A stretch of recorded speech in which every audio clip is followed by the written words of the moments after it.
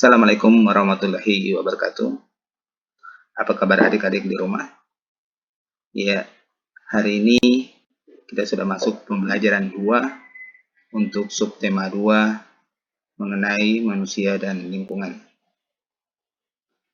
Baik adik-adik, sebelum kegiatan kita hari ini kita mulai, mari kita sama-sama berdoa. Berdoa dimulai.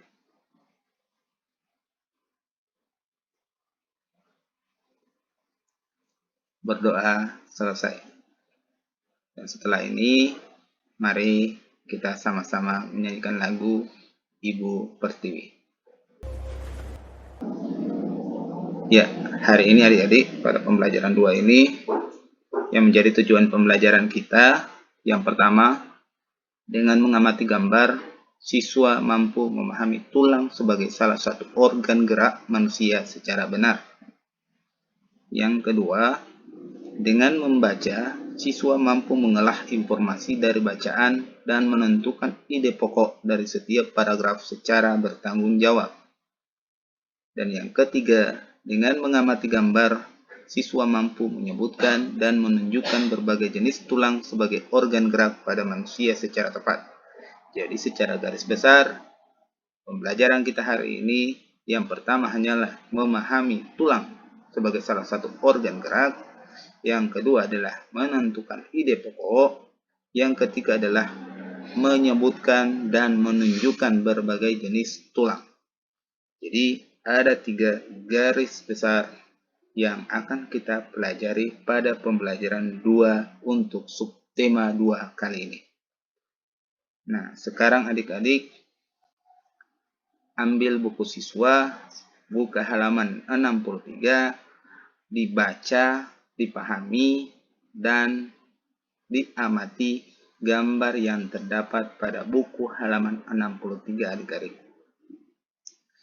Sebelum adik-adik mengamati gambar yang terdapat pada halaman 63, adik-adik terlebih dahulu baca cerita yang terdapat pada buku halaman 63 agar adik-adik mendapat pencerahan mengenai apa yang akan kita pahami, apa yang akan kita pelajari dari materi ini. Setelah adik-adik sudah memahami cerita dan juga sudah memahami gambar yang terdapat pada halaman 63, adik-adik silakan melanjutkan dengan menjawab 4 pertanyaan ini. Pertanyaan yang pertama, kegiatan yang nampak pada gambar di atas adalah? Ya, ini pertanyaan yang sangat mudah karena ya hanya menanyakan tentang apa yang nampak pada gambar tersebut, kegiatan apa yang nampak pada gambar tersebut. Yang kedua, kegiatan di atas termasuk permainan yang menggunakan titik-titik. Jadi menggunakan apa untuk dapat melakukan permainan tersebut. Berikut yang ketiga, tempat yang aman untuk melakukan kegiatan tersebut adalah titik-titik. Apa saja yang harus dilakukan sebelum melakukan kegiatan tersebut? Nah, jadi sebelum adik-adik menjawab pertanyaan ini, terlebih dahulu adik-adik pahami arah dari pertanyaan ini dengan memahami bacaan yang terdapat pada gambar ini. Yang terdapat pada buku siswa tema 1 subtema 2 halaman 63. Jadi dipahami dulu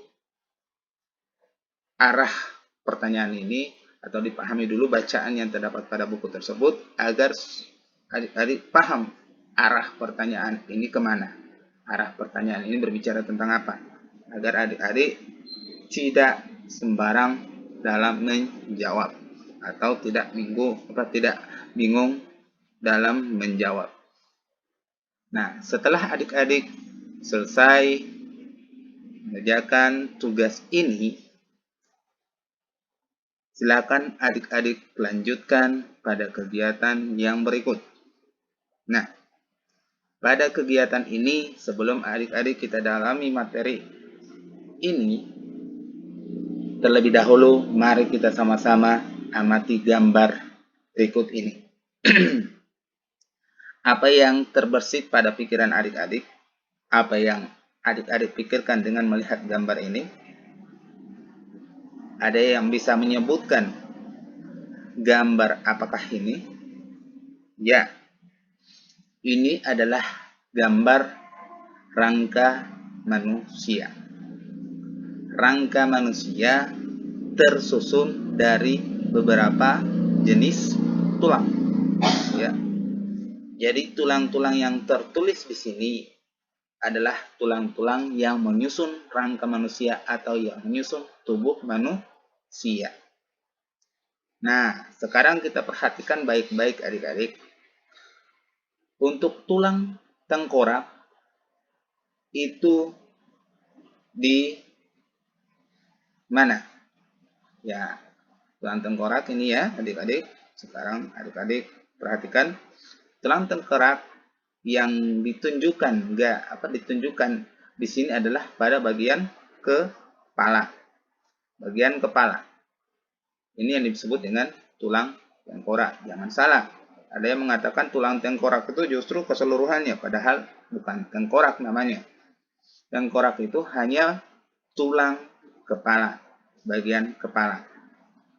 Itu pun tidak keseluruhan karena di kepala itu disusun atas dua tulang. Yang pertama tulang tengkorak, yang kedua adalah tulang rahang bawah. Seperti itu. Rahang bawah itu adalah bagian tulang yang berada di mulut bagian bawah. Jangan dulu itu adik-adik. Kita mulai dari setelah tulang tengkorak, tulang rahang bawah. Setelah tulang rahang bawah, tulang leher. Jadi tulang yang terdapat di leher, tulang yang menyangga leher. Kemudian tulang selangka. Jadi tulang selangka ini adalah tulang yang ada di bahu. Ya, jadi tulang selangka ini yang sering menjadi tumpuan dari beban ketika kita memikul sesuatu. Ya, sehingga menjadi tumpuan beratnya itu ada pada tulang selangka ini. Jadi boleh adik-adik sentuh, ada tulang di bahu adik-adik itu yang disebut dengan tulang selangka. Kemudian tulang belikat. Ya, ini tulang belikat. Tulang belikat ini sangat nampak kalau kita lihat dari belakang. Ya, dari nampak artinya menonjol, ya. Sangat terlihat menonjol ketika kita lihat dari belakang. Ya, itu yang disebut dengan tulang belikat. Ya, maaf adik-adik ya, bukan tulang belakang. Ya, setelah itu, setelah tulang belikat ini ada dua di sebelah kanan dan kiri. Ya, itu yang terlihat menonjol di bagian belakang itu adalah tulang belikat. Sekarang tulang dada. Nah, ini tulang dada adik-adik ya. Tulang dada yang terdiri dari beberapa tulang rusuk. Yang berfungsi untuk apa adik-adik? Kasih tahu. Tulang dada fungsinya adalah untuk melindungi organ penting yang ada di dalam dada. Contoh misalnya paru-paru dan jantung dan organ-organ penting lainnya. Seperti itu. Setelah tulang dada, tulang belakang. Jadi tulang belakang ini dapat adik-adik sentuh di bagian punggung adik-adik. Punggung ya. Ya, jangan salah. Punggung malah memegang bahu. Nah, tulang belakang itu adalah tulang yang di bagian belakang kita. Yang keras di bagian belakang kita. Itu yang disebut dengan tulang belakang. Kemudian tulang panggul. Ya, tulang panggul ya. Ini. Biasa tulang panggul ini yang menahan celana kita, itu tulang panggul ya. Berikut tulang paha. Ini tulang paha pasti tahu ya. Tulang paha ada berapa adik-adik? Ya pastinya 2 ya, jangan bilang 3. Ya. tulang paha, setelah tulang paha, ya jelas di bagian paha.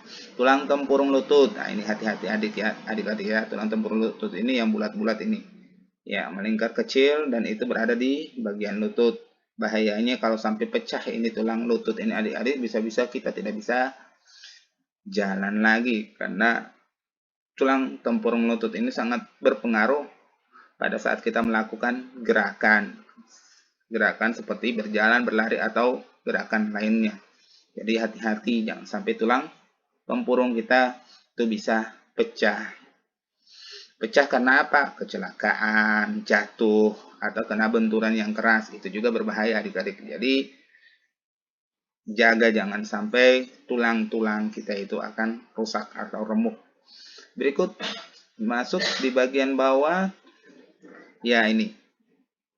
Ya, di bawah dari tulang tempurung lutut ada tulang kering.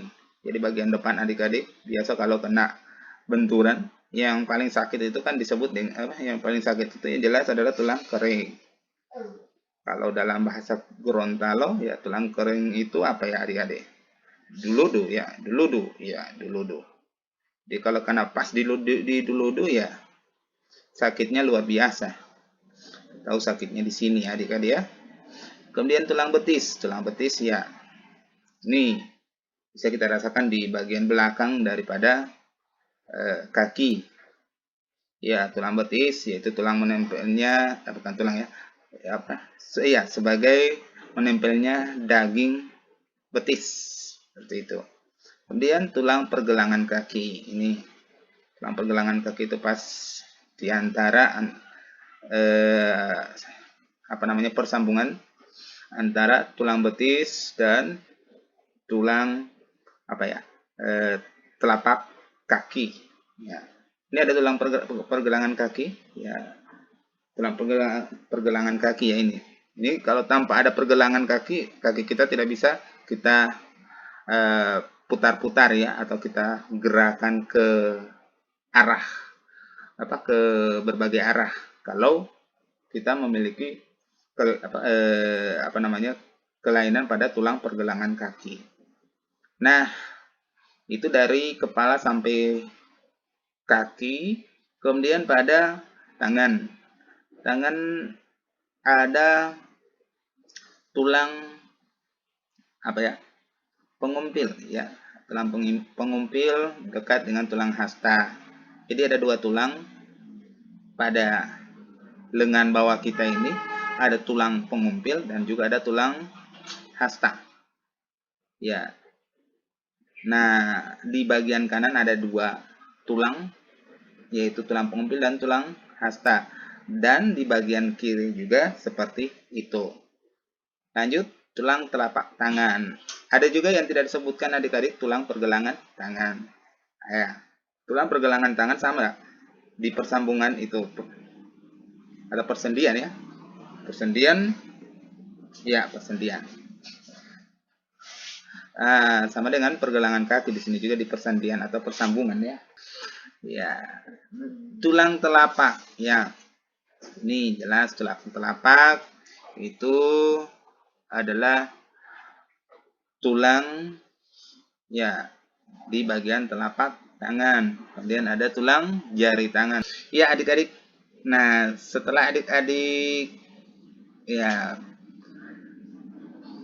memahami ataupun perhatikan gambar daripada tulang-tulang yang menyusun tubuh manusia mulai dari tengkorak sampai pada tulang pergelangan kaki, ada tugas untuk adik-adik. Ya. Tapi sebelum adik-adik mengerjakan tugas, silakan adik-adik pahami dulu. Ya, atau boleh juga sambil bekerja mengerjakan tugas, adik-adik boleh melihat di buku siswa. Apa tugas dari adik-adik? Tugasnya adalah ini. Ya. Pasangkan antara gambar dengan keterangan menggunakan garis. Nah, jadi Sekarang adik-adik diminta untuk memasangkan antara gambar dengan keterangan. Nah, mana ini gambar? Ini, pasti ini gambar ya adik-adik ya. Ya, gambar tulang. Ini yang harus jadi fokus ya dari kita. Dipasangkan antara gambar dengan keterangan. Mana keterangan? Ini. Nah, dengan menggunakan garis. Jadi gambar misalnya. Gambar ini kita pasangkan dengan keterangan yang mana? Nah, jadi cocokkan. Ini adalah tulang apa namanya? Nah, contoh. Nih. Harus diberi garis seperti ini. Seperti itu. Nah, jadi ini adalah termasuk tulang lengan atas. Jadi tunjukkan dengan garis atau pasangkan gambar tersebut dengan keterangannya dengan menggunakan garis. Kemudian contoh lagi yang kedua. Kemudian jangan sampai yang ketiga. Kalau sudah ketiga, keempat, kelima dan seterusnya. Nah, tugas apa lagi yang adik-adik kerjakan? Ya, jadi cukup 2 contoh saja adik-adik ya. Adik-adik tentu sudah paham, sudah bisa melanjutkan untuk mengerjakan tugas ini. Nah, diharapkan adik-adik dengan mengisi ataupun mengerjakan tugas ini, adik-adik diharapkan dapat menunjukkan tulang-tulang yang terdapat pada manusia. Sesuai dengan tujuan pembelajaran kita yang kedua. Oke, adik-adik kita lanjut. Setelah adik-adik mengerjakan tugas ini, kita lanjut. Nah, ini kegiatan kita sesuai dengan tujuan pembelajaran kita, yaitu menentukan ide pokok. Nah, sebelum adik-adik menentukan ide pokok, yang pertama yang harus adik-adik perhatikan adalah membaca keseluruhan teks atau membaca paragraf demi paragraf. Nah, untuk bagaimana cara menentukan ide pokok, adik-adik jika sudah lupa, boleh mengulang kembali video-video yang ada penjelasannya tentang cara menentukan ide pokok pada video sebelumnya. Nah, sekarang adik-adik baca. Ini Pak Guru tidak perlu baca lagi ya. Saya tidak perlu baca lagi. Adik-adik silakan baca pada buku siswa. Nah, waktunya 15 menit boleh, 20 menit pun boleh, tapi jangan sehari tidak selesai membacanya. Itu yang tidak boleh. Nah, setelah itu setelah adik-adik pahami, adik-adik ya ini lanjut ya, harus selesai. Nah, ini sesuai dengan jumlah paragraf yang ada pada bacaan tersebut ada 8. Nah, sehingga ide pokok yang harus adik-adik tulis pada tugas ini ada 8 ide pokok. Nah, jangan berisik adik-adik ya. Adik-adik jangan bingung, karena untuk cara menentukan ide pokok sudah saya jelaskan secara berulang-ulang pada video sebelumnya. Nah, jadi kerjakan dulu. Ini insya Allah adik-adik bisa mengerjakan ini dengan benar. Nah, setelah adik-adik menentukan ide pokok, sekarang adik-adik perhatikan gambar berikut ini. Adik-adik pernah lihat gambar ini? Atau pernah lihat model gambar yang seperti ini? Nah, kalau pernah, adik-adik pernah melihat gambar ini di mana? Di baliho? Atau poster?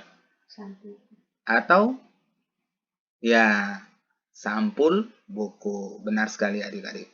Sampul buku. Nah, jadi ini adalah contoh gambar sampul buku. Nah, apa harus seperti ini sampul buku? Ya, sebagian besar sampul buku pasti ya seperti ini. Kita saja baru melihat dari segi gambarnya saja sudah bisa menebak. Oh, ini adalah sampul buku atau cover buku. Nah, ada yang tahu apa itu sampul atau cover buku adik-adik? Ya, siapa yang tahu? Apa sampul atau cover buku itu? Nah, sampul atau cover buku itu adik-adik, ya ini. Cover atau sampul buku merupakan cerminan dari keseluruhan isi buku. Cerminan dari keseluruhan isi buku. Jadi atau sebuah penggambaran dari keseluruhan atau dari isi seluruh buku. Bukan isi seluruh buku ya adik-adik. Dari keseluruhan isi buku, tidak bisa dibalik adik-adik ya. Kalau dibalik bisa salah salah arti ya, bisa salah maknanya. Nah, jadi isi dalam buku itu digambarkan dalam bentuk cover tadi. Sehingga kita bisa tahu isi buku tersebut itu hanya melihat cover atau sampul buku. Ya, berarti sama dengan gambar ilustrasi Pak Guru. Iya, cover atau sampul buku itu sama dengan gambar ilustrasi. Ilustrasi itu juga adalah gambar yang gambar yang menjelaskan, ya. Gambar yang menjelaskan seperti itu. Nah, sekarang adik-adik perhatikan, cover atau sampul merupakan bagian terluar dari buku yang terdiri atas dua sisi. Ya, sisi apa adik-adik? Sisi depan dan sisi belakang. Coba perhatikan adik-adik. Ya, terdiri dari dua sisi. Mana sisi depan dan mana sisi belakang? Ya, tentunya ini adalah sisi depan. Ini sisi belakang. Jadi hanya dengan melihat gambar ini kita sudah tahu, oh ini isinya tentang olahraga. Buku olahraga Penjas Shortcast ya, Penjas Shortcast. Nah, digambarkan dengan orang yang sedang berolahraga, berlari, seperti itu. Kemudian diperjelas lagi dengan judul. Oke, kita lanjut. Dua sisi tadi sudah jelas ya adik-adik ya, gambar sisi depan dan belakang. Sekarang kedua sisi ini saling mendukung dan melengkapi serta menguatkan isi dari buku. Jadi dua sisi ini saling mendukung dan melengkapi, menguatkan isi dari buku. Jadi gambar ini memberi penguatan bahwa buku ini adalah buku Penjas Shortcast seperti itu. Nah, jangan salah, tidak mungkin buku Penjas Shortcast gambarnya mengenai angka. Boleh-boleh saja mengenai angka, yang penting angka yang digambar situ adalah angka stopwatch. Dari situ kita sudah tahu, dari situ kita bisa menebak, oh ini angka yang kita gunakan pada saat misalnya kita berolahraga, seperti dengan melihat stopwatch seperti itu. Tapi ya kalau angka berupa matematika kan orang tidak bisa menebak. Ya, masa gambar ilustrasinya adalah mengenai angka, isinya tentang Penjas Shortcast. Jadi pada intinya cover itu dia bisa menjelaskan keseluruhan isi buku atau saling keterkaitan. Berikut, sebuah cover harus memenuhi unsur-unsur berikut.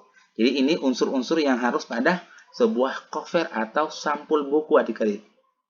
Apa unsur-unsur yang harus dipenuhi oleh cover atau sampul?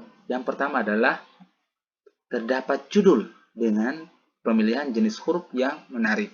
Nah, sekarang kita lihat, ada judul tidak pada cover buku ini? Ya, ada judul. Judulnya adalah Cerdas dan Bugar.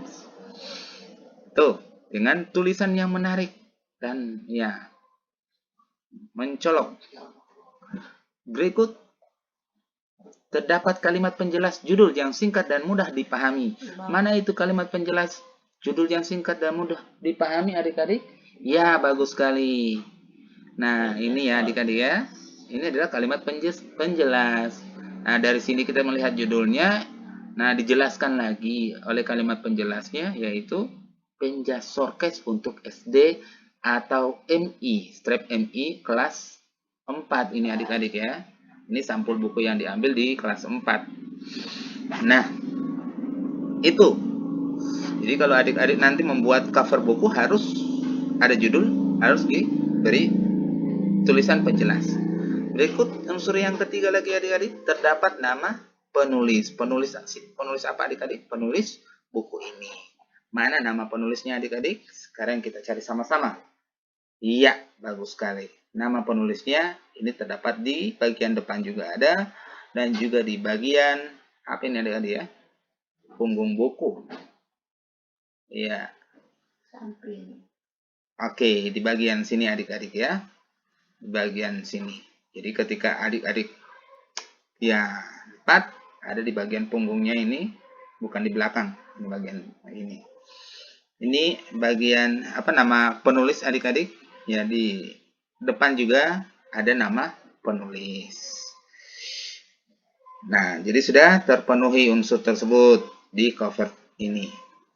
Nah, setelah itu terdapat identitas penerbit. Nah, ini kita cari sama-sama adik-adik di mana identitas penerbit. Identitas penerbit. Ya.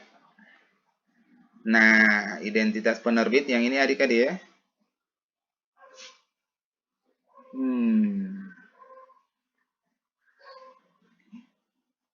Ya, tunggu ya adik-adik. Kita oke. Iya. Identitas penerbit ini. Ini diterbitkan oleh Pusat Perbukuan Kementerian Pendidikan Nasional. Nah, kemudian juga ada penerbit ini BSE. BSE itu apa ya? Buku sekolah elektronik. Iya. Jadi ini penerbitnya, identitas penerbit, jadi diterbitkan oleh Pusat Perbukuan Kementerian Pendidikan Nasional. Jadi ada dalam berupa cetak, ada juga dalam berupa elektronik.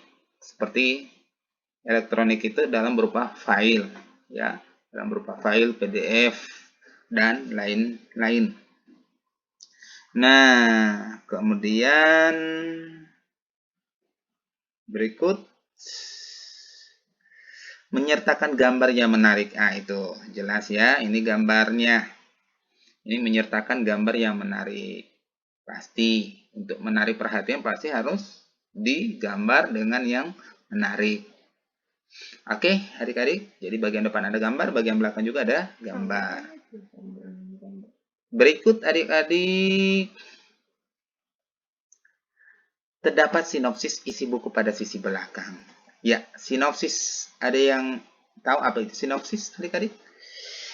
Nah, sinopsis ini biasanya itu terdapat di bagian belakang, bukan pada cover buku ya adik-adik ya. Karena kalau di sini tidak ada sinopsis, di sini hanya merupakan ya sebuah apa namanya tulisan atau lisensi ya, sebuah lisensi bahwa buku ini telah dinilai oleh Badan Standar Nasional Pendidikan BNSP BSNP, telah ditetapkan sebagai buku teks pelajaran yang memenuhi syarat kelayakan untuk digunakan dalam proses pembelajaran. Ini hanya merupakan lisensi, ya, legalitas daripada buku ini bahwa buku ini layak untuk digunakan. Seperti itu. Nah, jadi untuk melihat sinopsis biasanya itu terdapat pada lembaran terakhir ataupun pada halaman terakhir dari buku tersebut. Dan isi sinopsis itu berisi tentang ringkasan dari materi, ya, materi tersebut, ringkasan dari materi untuk apa namanya yang termuat di buku tersebut. Seperti itu ringkasannya. Jadi itu sinopsisnya. Nah,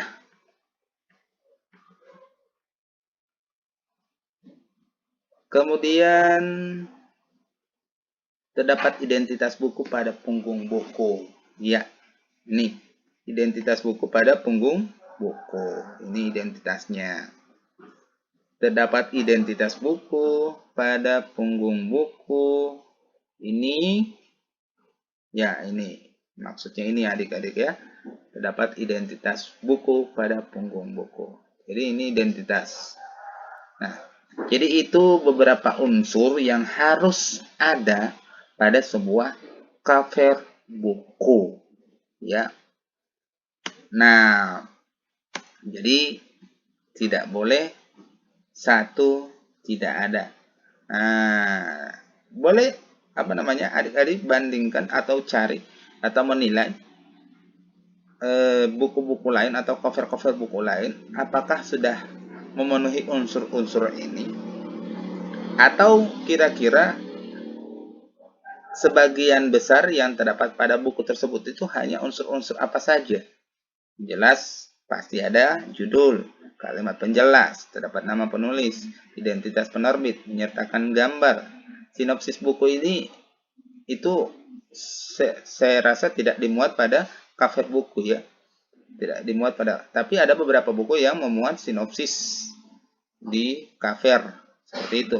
Tapi kadang sinopsis dimuat itu di halaman terakhir dari buku. Kemudian terdapat identitas buku. Nah, dari sini adik-adik sudah paham? Jika belum paham, adik-adik silakan ulang kembali penjelasan ini sampai adik-adik benar-benar paham.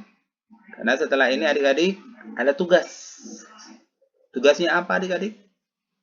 Ya, tugasnya adalah buatlah cover buku.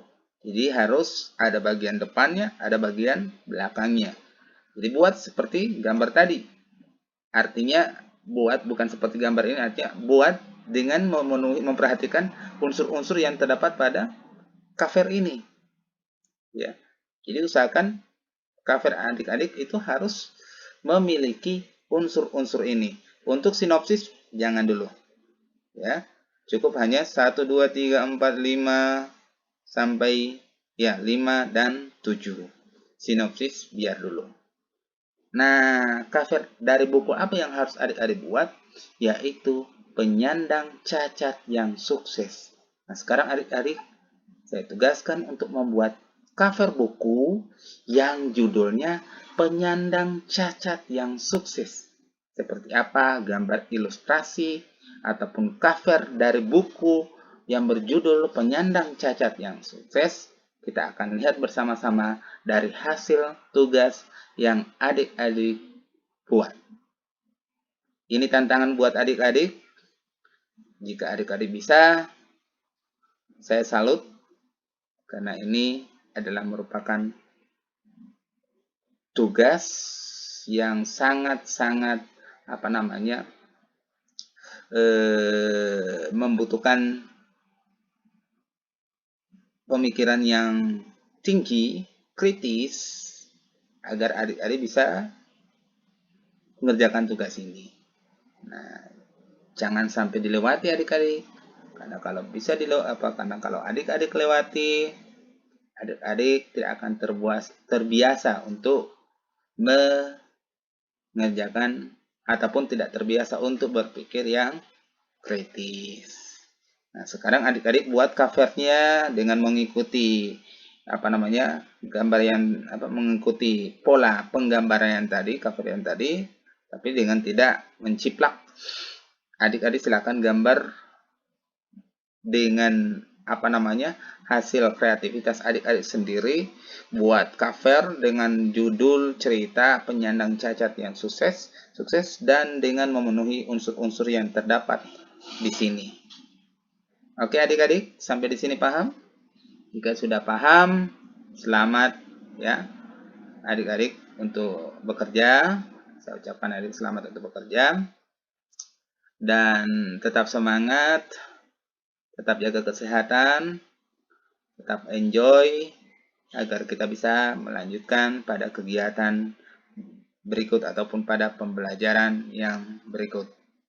Nah, adik-adik, kita akhiri pembelajaran kita hari ini. Sebelum kita akhiri, mari kita sama-sama berdoa. Berdoa dimulai.